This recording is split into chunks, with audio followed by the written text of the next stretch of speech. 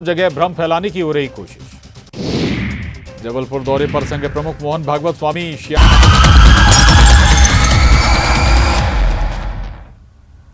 नमस्कार, बहुत स्वागत है आपका। आप देख रहे हैं क्रिमिनल्स। मैं हूं आपके साथ ऋतु ज्ञानवानी।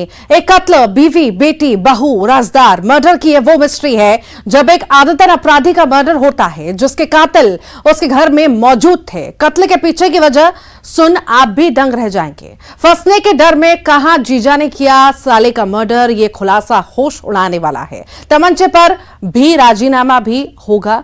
स्पा की आड़ में जिस्म फरोशी का जाल भी दिखाएंगे और कैमरे में कैद हैवानियत लाइव होगी जब बेखौफ बदमाश चाकू से करता है दो भाइयों पर ताबड़तोड़ वार। आप देख रहे हैं क्रिमिनल्स।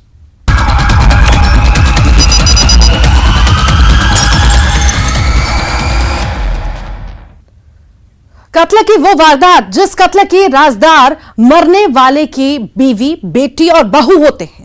वो गुनाह जब बेटा भी अपने पिता के कातिलों का राज जानता है। दरअसल हत्या आदतन अपराधी की हुई थी। सड़क किनारे बदमाश की लाश मिली थी, लेकिन कत्ल में किसी गिरोह या बदमाश का हाथ नहीं था, बल्कि कातिल घर में ही मौजूद था। आप भी देखिए ये सनसनीखेज खुलासा, जल्लाद के जुल्म का दी एंड।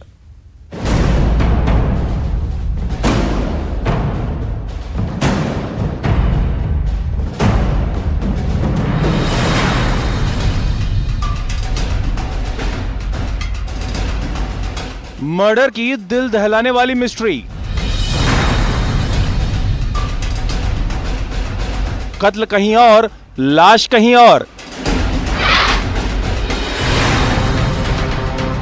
कातिल सबूत मिटा रहे थे।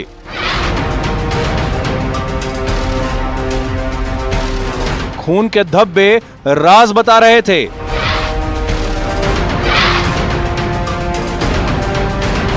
बेटे का प्रहार बीवी ने किया वार।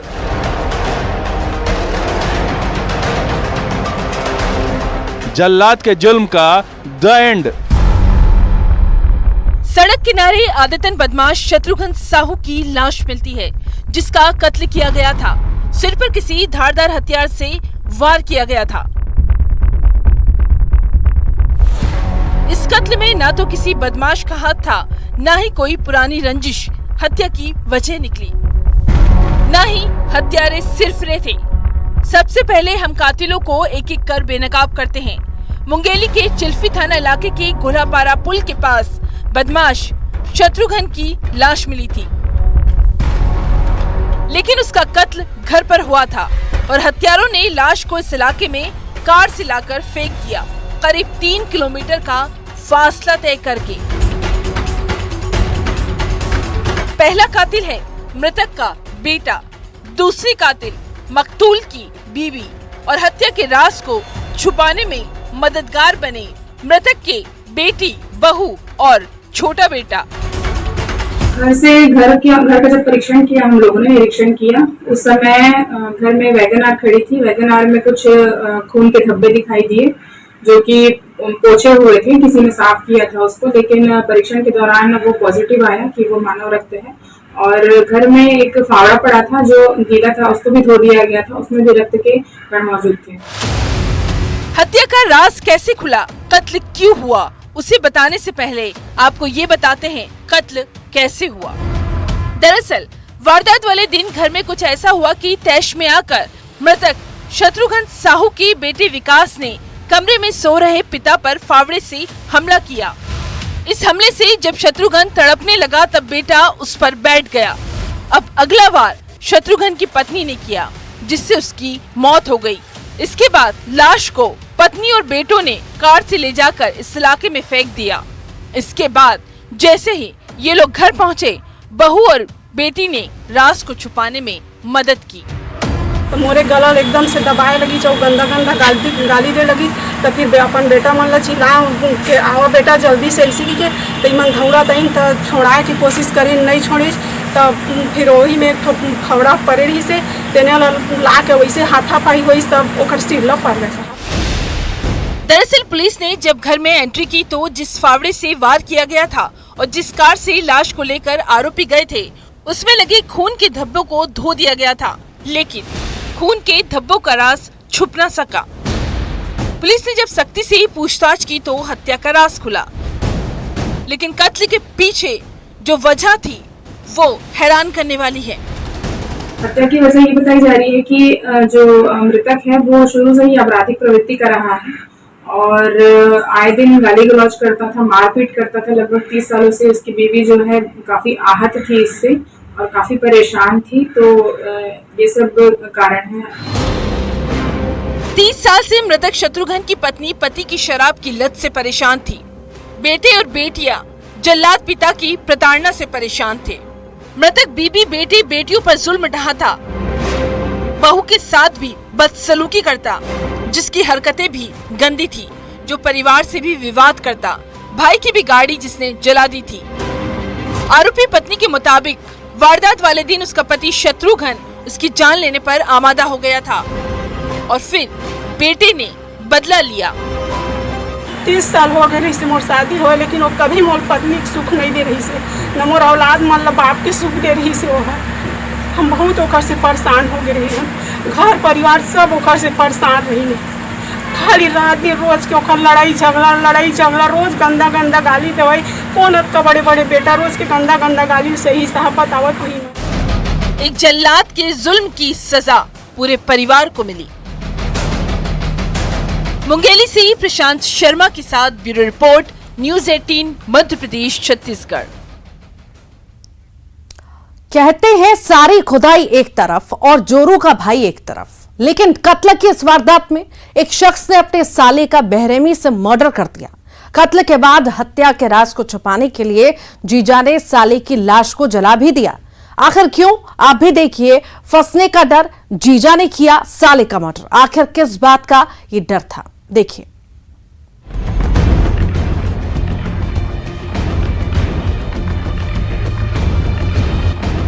साला करे मनी की डिमांड, मिली मौत।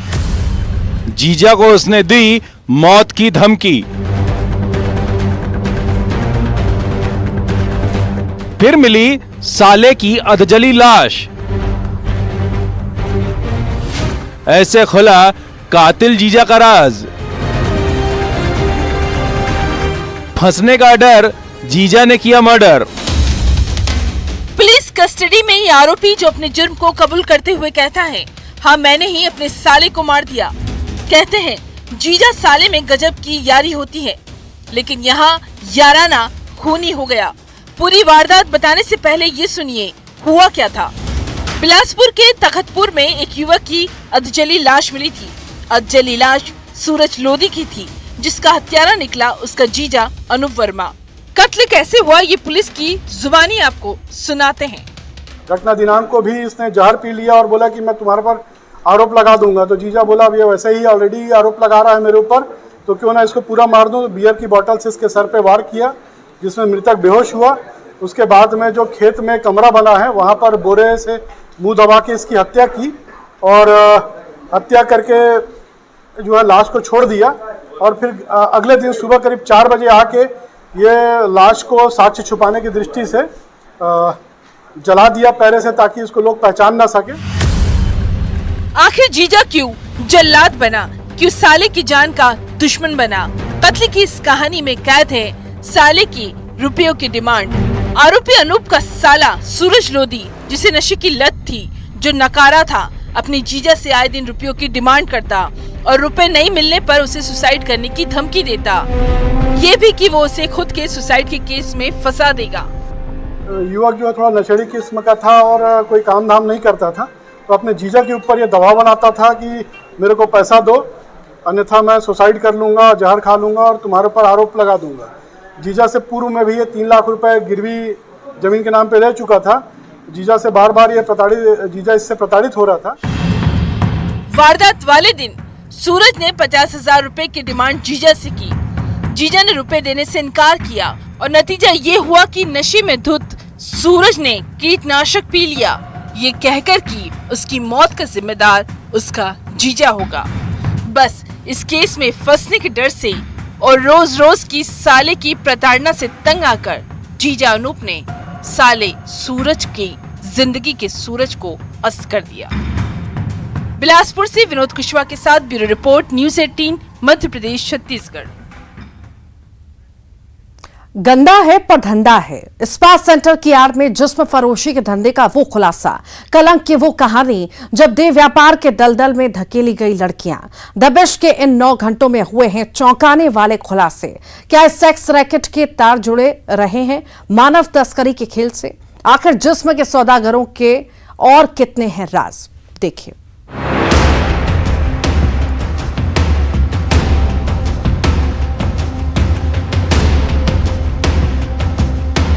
तरह से यंग लड़कियों को जो है ये असम, अरुणाचल प्रदेश, बंगाल से ये लोग लाते हैं, उनको तनख्वाह की सैलरी के नाम पर लेके आते हैं और फिर उनको धीरे से वो देह व्यापार में जो है ढकेल देते हैं।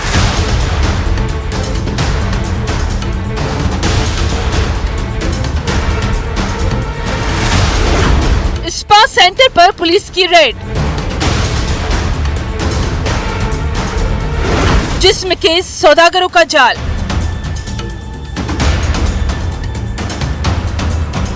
स्पा की आड़ मोहरा बनी वो।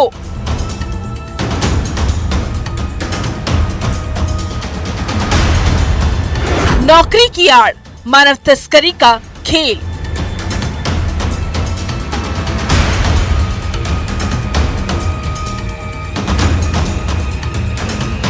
पाप का धंधा, भरोसे की सौदागर।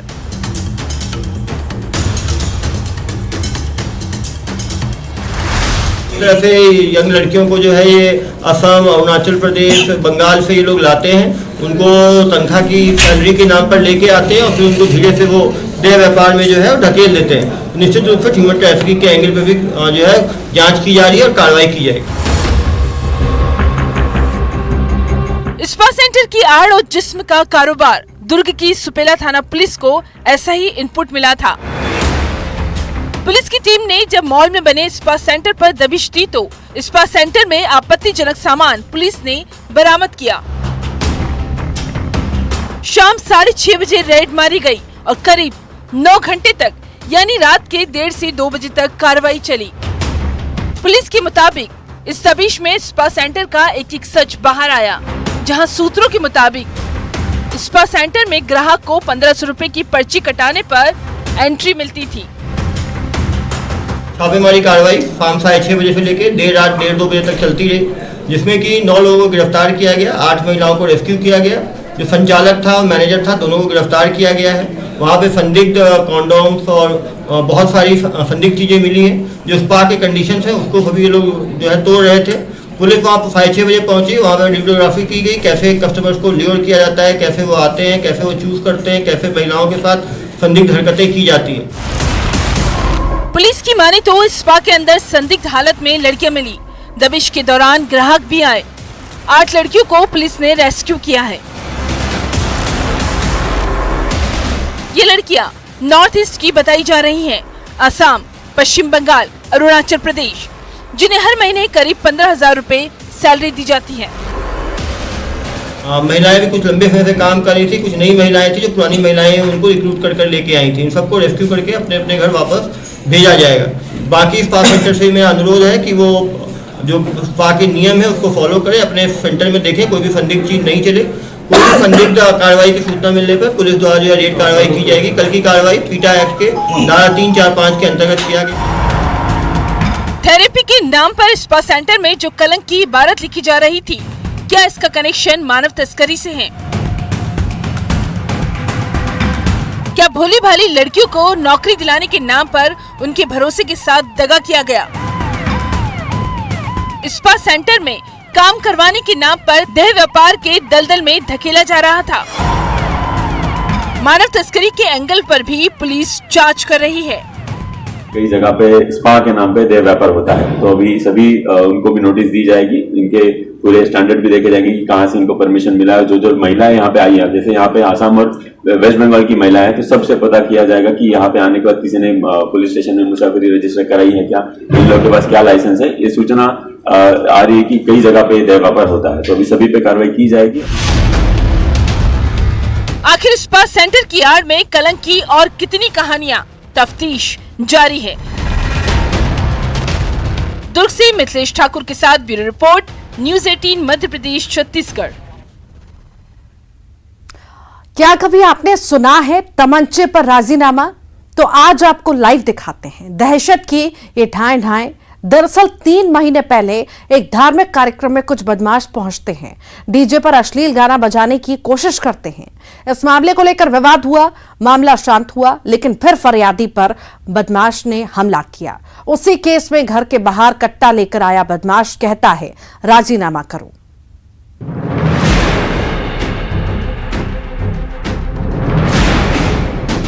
वो सुना है भक्ति का राग, उन पर चढ़ा अश्लील गानों का खुमार, डीजे पर तकरार, दहशत की ठाएं ठाएं।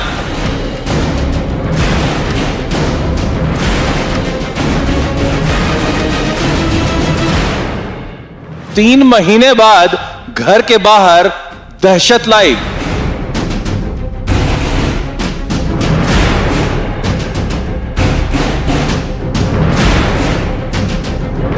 तमंचे पर राजीनामा।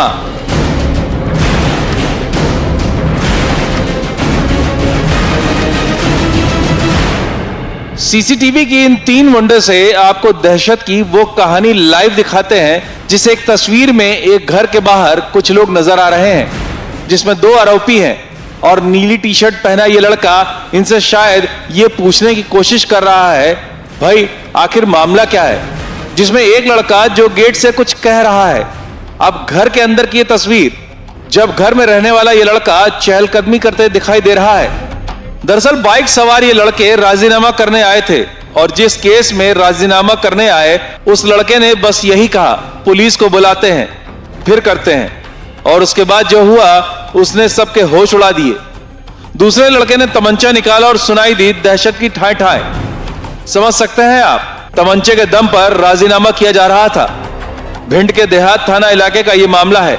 महज 200 मीटर की दूरी पर थाना है और बेखौफ बदमाश लाइव है। मैं अपने अंदर वाले रूम में सो रहा था, मेरी मम्मी बैठक में सो रही थी, तो इसी समय क्या कहते हैं 2 लोग आए, जिन्हें मतलब मैं बाद में पहचान गया था। उन्होंने पहले आके मेरा डोर नॉक किया, मेरे पापा का पूछा, तो फिर थोड़ी देर बाद मैं जग के बाहर निकला। जैसे मैं बाहर निकला तो इनसे हमारी पुरानी रंजिश चल रही है। इन्होंने इन पे मैंने पहले भी FIR करा रखी है, जिस पर पुलिस ने कोई ज्यादा कार्रवाई की नहीं, उचित कार्रवाई की नहीं है। अपराधी खुलेआम घूम रहे हैं। तो मैं जैसे ही बाहर आया तो मैंने इनको पहचान लिया। तो ये बोल रहे थे कि गेट खोलो, हमें राजीनामा करना है। तो मैंने कहा मैं पहले पुलिस बुला लेता हूँ, उसके बाद ही राजीनामा करेंगे। वो तो गनीमत थी जब कट्टे से फायर किया गया तो फरियादी ऋषभ गेट के पास नहीं था। इस हमले के बाद तो परिवार खौफजदा है। जैसे मैंने इतनी बात बोली है तो उसमें जो विशाल था, विशाल सिंह भदौरिया, उसने सीधा कट्टा निकाला और उसने सीधा फायर किया। वो तो मैं हट गया साइड, तो ये सीधा यहाँ जमीन में लगी है गोली। उसके बाद वो दूसरा भी राउंड लोड करने लगे। तो इतने में क्या कहते हैं मैंने यहाँ से गेट लगा लिया था, ताला डाल लिया था, और इतने में वो गाली गलौज करते हुए यहाँ से निकल गए। वो कह रहे थे राजीनामा कर लो, नहीं अगली बार जान से मार डालेंगे। अब कहानी क्या है, तमंचे के दम पर यह राजीनामा क्या था, ये भी बताते हैं। दरअसल 3 महीने पहले फरियादी के परिवार ने गांव में धार्मिक कार्यक्रम कराया था। तब आरोपी डीजे पर अश्लील गाना बजा रहे थे, जिसे लेकर विवाद हुआ, जिस विवाद में फरियादी पर हमला किया गया था। इसी केस में राजीनामा करने आरोपी आए थे। सर ये हमने क्या कहते हैं 27 को मतलब क्या कहते हैं अपने गांव में प्राण प्रतिष्ठा करवाई थी शिव भगवान की। तो उसी का क्या कहते हैं उसी का विवाद है। ये हमारे यहाँ पे आके डीजे पे अश्लील गाना बजवाने की कोशिश कर रहे थे, जिसका हमारे पूरे परिवार ने विरोध किया। तो शुरू में तो ये चले गए, फिर उसी रात को ये हथियार समेत आए। तो उस समय हमारे परिवार के लोग भी थे, तो इनके साथ धक्का मुक्की करके इनको भगा दिया गया हम लोगों द्वारा। और सुबह हमने फूल थाने में मतलब कोशिश की कि हम इनके नाम पे FIR करवा दें। तो ये लोगों ने आगे वहाँ राजीनामा कर लिया था हमारे साथ कि आगे से ऐसा कुछ नहीं होगा, शराब के नशे में थे तो वो गलती से हो गया। और उनका बदला इन्होंने मुझे 10 फरवरी को लिया। मैं घर पे अकेला था, मेरी माता जी थी, मेरी भाभी थी और मेरी ताई जी थी। इन्होंने अचानक आकर के 7 से 8 लोगों ने मेरे को मतलब धोखे से बाहर बुला करके इन लोगों ने मेरे साथ खूब मारपीट की, मेरा सर फाड़ दिया था इन लोगों ने। ये कब की घटना है? ये 10 फरवरी की घटना। ये लोग ग्रुप के रहने वाले हैं, दोनों पार्टी। बहराम का पूरा गांव है, यहाँ पर जो है जयरामपुरा में रहते हैं। इनका कोई पुराना विवाद है वहाँ पर किसी मंदिर की प्राण प्रतिष्ठा को लेके। पहले भी उन लोगों का झगड़ा हुआ है, जिन लोगों ने अभी झगड़ा किया है। उन लोगों के ऊपर इनकी तरफ से पहले भी FIR हो चुकी हैं। इस पे से अपन ने कल धारा 336, 294, 534 का अपराध पंजीबद्ध कर दिया है। विवेचना जारी है, आरोपियों की शीघ्र गिरफ्तारी की जाएगी। दहशत की इस ठाए ठाए में आरोपियों के खिलाफ मामला दर्ज कर लिया गया है। भिंड से रवि रमन त्रिपाठी के साथ bureau report, news 18 Madhya Pradesh Chhattisgarh. और इसी के साथ ही क्रिमिनल्स में इतना ही।